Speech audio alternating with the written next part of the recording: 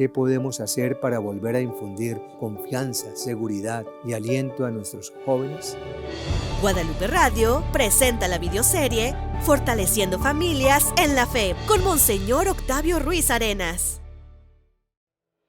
Vamos a hablar ahora de la familia como corazón de la tarea evangelizadora. Y para ello es necesario que reflexionemos un poco sobre la responsabilidad que tiene la familia en este campo. Pero para ello es necesario que miremos igualmente cómo es la relación que tuvo Jesús con la familia, cómo vivió él esa realidad. Además, que veamos cuál es la importancia de la relación entre padres e hijos, para que de esa manera podamos entonces entender por qué el Papa Juan Pablo II llamaba a la familia corazón de la tarea evangelizadora de la Iglesia.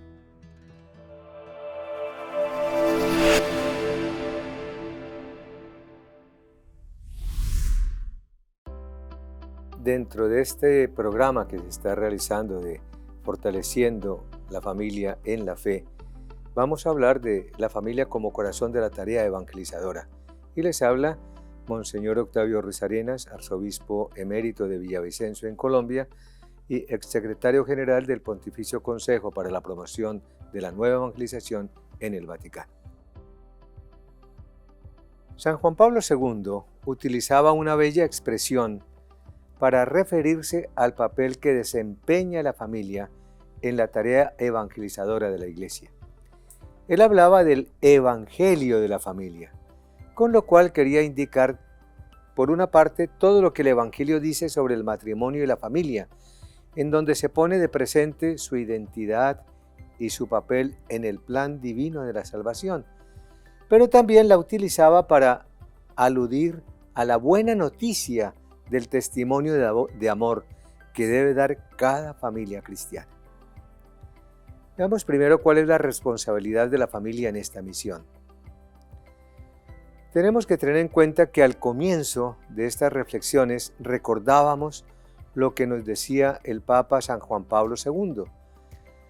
La futura evangelización depende en gran parte de la iglesia doméstica, es decir, la iglesia. Más aún, la familia es el corazón de la nueva evangelización.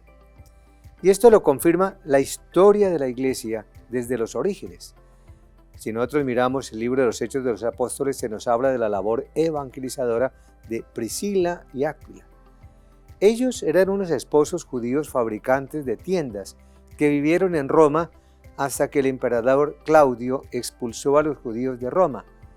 Priscila y su esposo fueron entonces a vivir a Corinto y allí colaboraron con el apóstol Pablo. Otro caso típico es el de San Agustín, que se convirtió al cristianismo y se hizo bautizar por la gracia de Dios implorada con las lágrimas abundantes de su madre, Santa Mónica. Así pues, la familia realiza su misión de anunciar el Evangelio, principalmente mediante la educación de los hijos. La misión evangelizadora de la familia está radicada en el bautismo y recibe una nueva forma con la gracia sacramental del matrimonio. Ciertamente todos los bautizados, al recibir ese sacramento, estamos llamados a cumplir la misión que el Señor le encomendó a la Iglesia, cuando le dijo a los discípulos: vayan pues y hagan discípulos a todas las gentes, bautizándolas en el nombre del Padre y del Hijo y del Espíritu Santo, y enséñenles a guardar todo lo que yo les he mandado. Y he aquí que yo estaré con ustedes todos los días hasta el fin del mundo.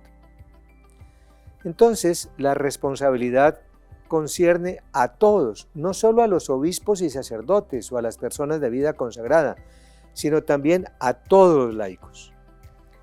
El nuevo directorio para la catequesis, que salió hace 2 años, nos recuerda que en virtud del bautismo recibido, cada miembro del pueblo de Dios se ha convertido en discípulo misionero. Cada uno de los bautizados, cualquiera que sea su función en la Iglesia y el grado de ilustración de su fe, es un agente evangelizador y por lo tanto sería inadecuado pensar en un esquema de evangelización llevado adelante por actores calificados donde el resto del pueblo fiel sea solamente receptivo de sus acciones, pasivo.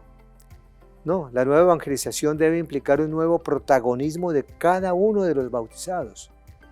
Porque si bien todos son responsables, sin embargo, no todos lo son de la misma manera, pues cada uno debe contribuir según su estado de vida y la gracia recibida de Cristo.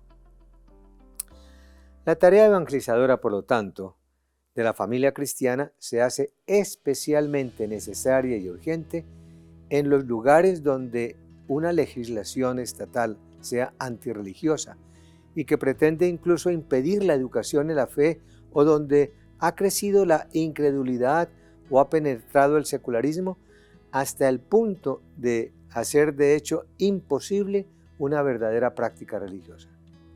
Entonces la familia, que es la iglesia doméstica, constituye el único ámbito donde los niños y los jóvenes pueden recibir una auténtica catequesis, una formación sobre las verdades más fundamentales de la fe. Entonces, la familia tiene un modo específico de evangelizar, hecho no de grandes discursos o lecciones teóricas, sino mediante el amor cotidiano, la sencillez, la concreción y el testimonio diario. Y con esta pedagogía, los padres de familia transmiten a sus hijos los valores más importantes del Evangelio. Y mediante este método, la fe penetra como por ósmosis de una manera imperceptible pero muy real. Entonces, el servicio que realizan los esposos y padres cristianos a favor del Evangelio es esencialmente un servicio eclesial, es decir, está enraizado y se deriva de la única misión de la Iglesia y está orientada a la edificación del cuerpo de Cristo. Y este de carácter eclesial requiere que la misión evangelizadora de la familia cristiana posea una dimensión misionera y católica en plena conformidad con el mandato universalista de Cristo. Id por todo el mundo y predicad el Evangelio a toda criatura. Y dentro del mismo ámbito familiar debe realizarse una actividad misionera, anunciando el Evangelio a los familiares no creyentes y alejados, o respecto a las familias que no viven con coherencia el sacramento del matrimonio. La familia cristiana se hace comunidad evangelizadora en la medida en que acoge el Evangelio y madura en la fe. Y dentro pues de la familia, consciente de esta misión, todos los miembros evangelizan y son evangelizados. Los padres no solo comunican a los hijos el Evangelio, sino que pueden a su vez recibir de ellos este mismo Evangelio. Profundamente vivido, ciertamente, una familia así se hace evangelizadora de otras familias y del ambiente en que se encuentra. Veamos cómo Jesús vivió esa realidad familiar. Tenemos que recordar que Jesús, el Hijo de Dios, al encarnarse en el seno de la Virgen por obra del Espíritu Santo, se insertó plenamente en la familia de Nazaret.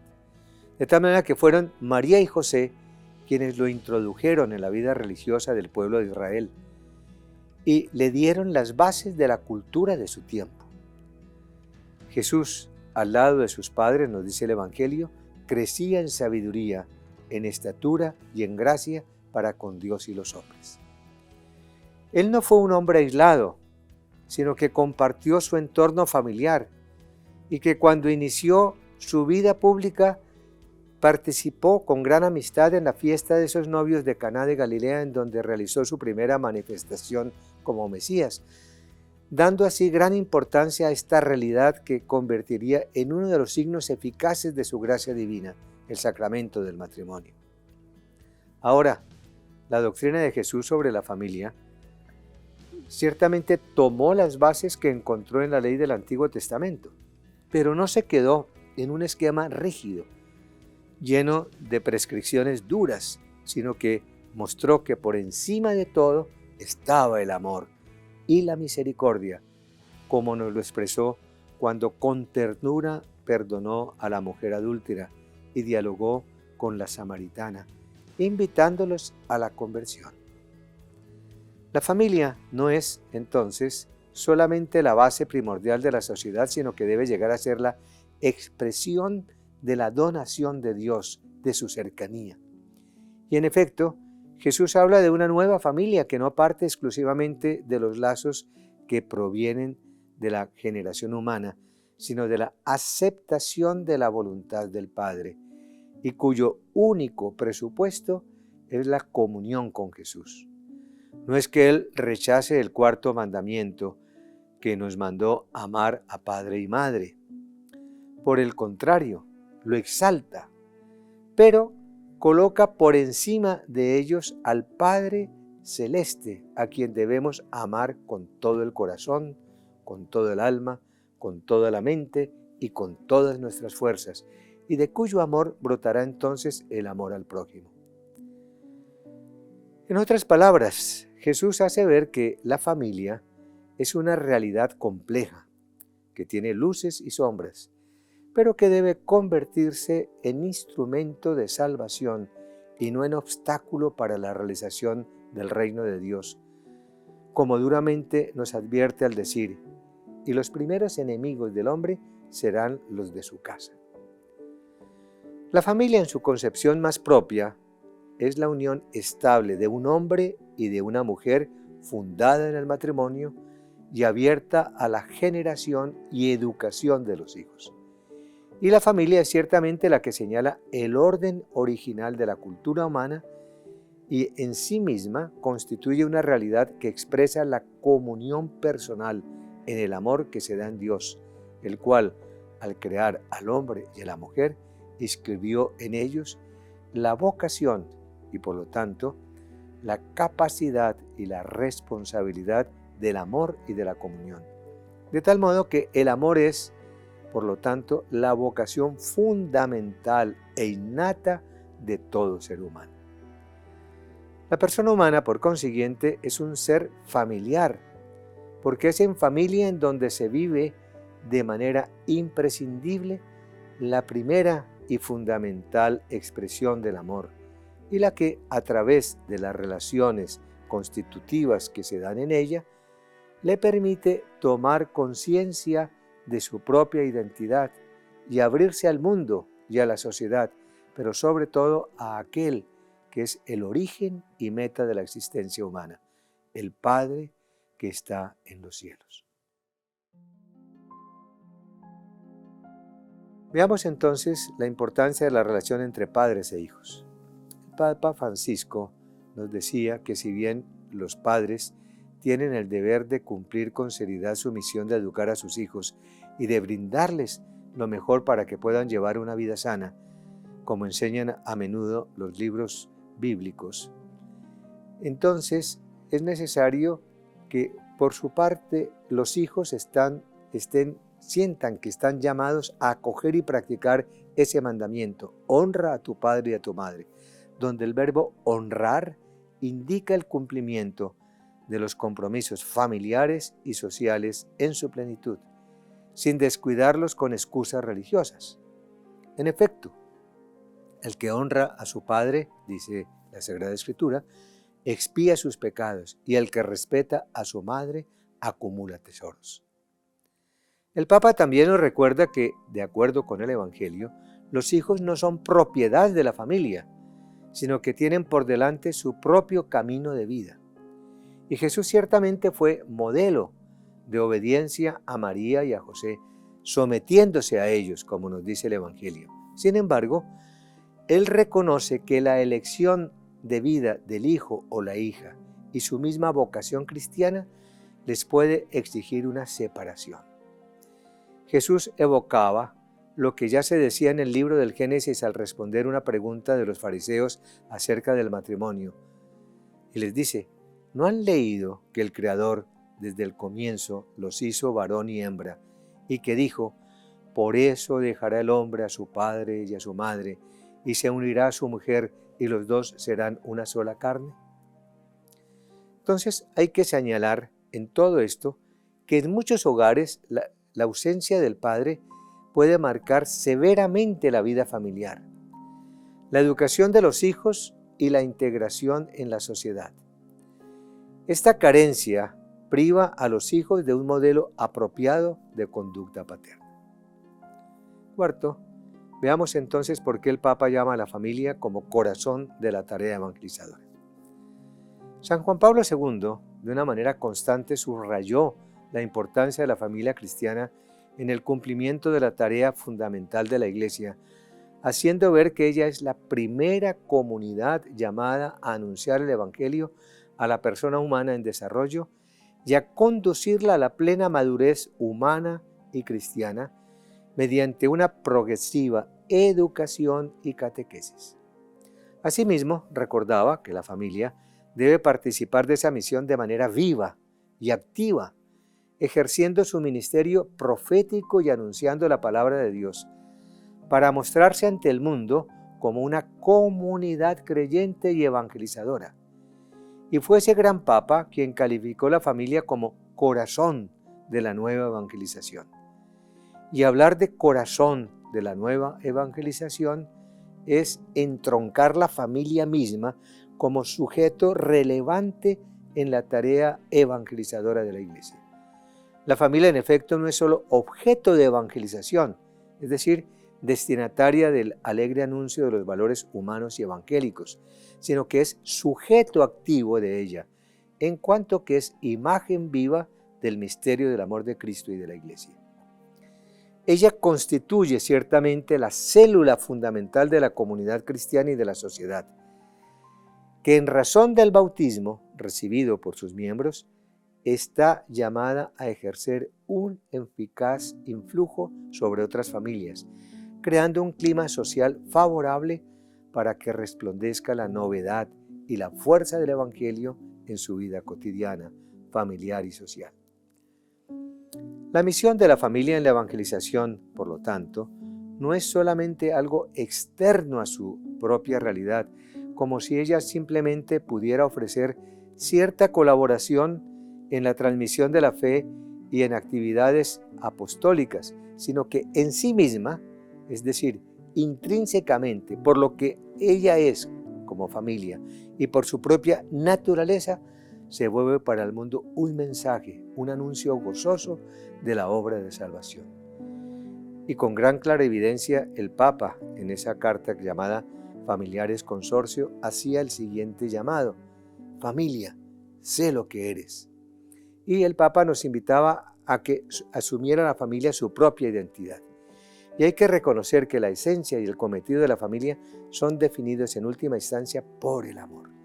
Por esto la familia recibe la misión de custodiar, revelar y comunicar el amor como reflejo vivo y participación real del amor de Dios por la humanidad y del amor de Cristo, Señor, por la Iglesia que es su esposa. Entonces no podemos dejar de lado como algo secundario la vida familiar, la llamada a la santidad. Es importante en la familia porque es nuestra vocación más alta y sublime, a la cual todos estamos invitados, de acuerdo con el propio estado de vida, y en concreto nos dice: los esposos y padres de familia, siguiendo su propio camino, mediante la fidelidad en el amor, deben sostenerse en la gracia a lo largo de toda la vida e inculcar la doctrina cristiana y las virtudes evangélicas a los hijos amorosamente recibidos por Dios, llamados pues a la santidad. Y por ello la vida familiar debe presentarse como un auténtico camino de santificación, en la que cada uno de los miembros busque santificarse dentro de ella y ayude a la santificación de los demás. Sin este elemento tan fundamental no será posible tener una familia evangelizadora, porque si no busca la santidad es porque no está evangelizada. Y lamentablemente hay muchas familias en donde los padres tratan de educar cristianamente a sus hijos, les dan buen ejemplo, llevan una vida recta y participan de los sacramentos, y sin embargo los hijos no quieren saber nada de eso y se dejan llevar por la corriente, imitando lo que hacen sus coetáneos. Y de ahí la importancia y repetida invitación que hacía el Papa Francisco a los jóvenes: vayan contracorriente, sin miedo, pues el Señor está a su lado y les da esa fuerza. Entonces, una familia que quiera ser corazón de la nueva evangelización da por consiguiente primacía a la gracia, pues no son su solo esfuerzo, sus iniciativas y su testimonio lo que les permitirán cumplir esa tarea. Por tanto, es necesario dar gran espacio a la acción del Espíritu Santo, pues de lo contrario se caería en la tentación de pensar que son nuestras obras y nuestros programas los que producen los resultados y llevan a la conversión. Todo lo que se proponga a nivel familiar entonces debe estar enraizado en la oración para evitar caer en un simple activismo de hacer por hacer. Y los primeros rudimentos de la fe se transmiten a través de la oración, pero debe ser una oración que permita crear un ambiente en donde todos sientan la presencia del Señor y aprendan a relacionarse con Él. Y para ello los padres de familia, nos decía el Papa Benedicto XVI, deben con sencillez hablar a Dios para poder luego hablar de Dios con sus hijos. Asimismo, la oración en familia ojalá conduzca a una familiaridad con la palabra de Dios para que sea como una brújula que indique el camino a seguir. Y en este sentido sería oportuno que en el hogar se pudiera orar con el método de la Lectio Divina, orar con la palabra de Dios. Ahora bien, la acción evangelizadora de la familia debe tener un centro y su culmen en una participación alegre y activa en la Eucaristía, ya que ella es la fuente y al mismo tiempo la cumbre de toda evangelización, en la que se realizan las tres grandes dimensiones de la misión de la Iglesia.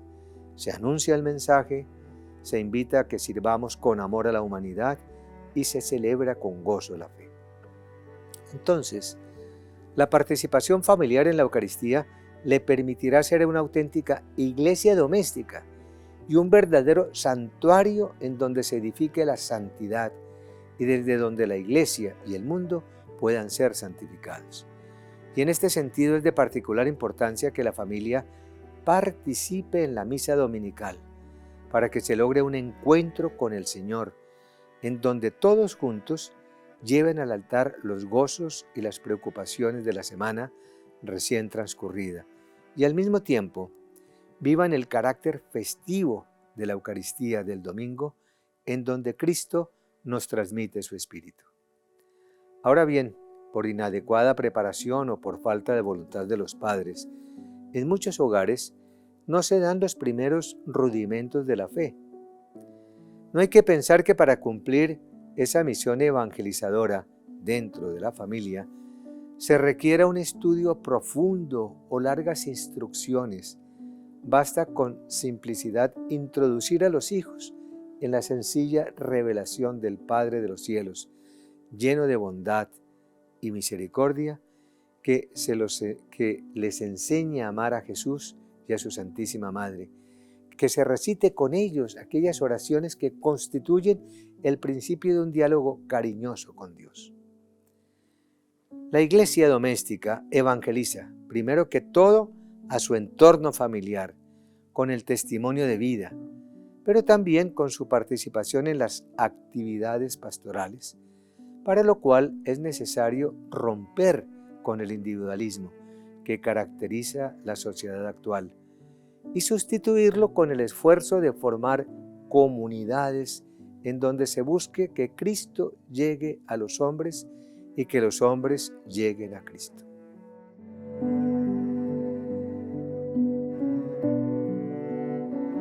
Quiero agradecerles a todos ustedes que hayan seguido esta serie de reflexiones que hemos hecho acerca de las dificultades que se presentan en la transmisión de la fe, la crisis que viven los jóvenes, el puesto que tiene la familia en esta tarea tan importante de la evangelización.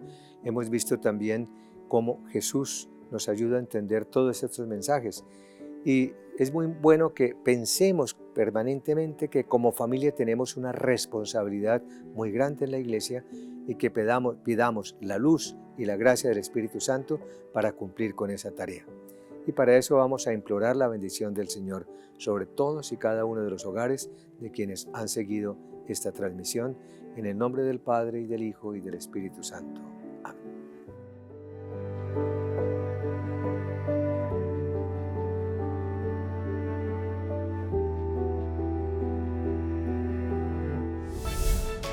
Gracias por acompañarnos en la videoserie Fortaleciendo Familias en la Fe con Monseñor Octavio Ruiz Arenas.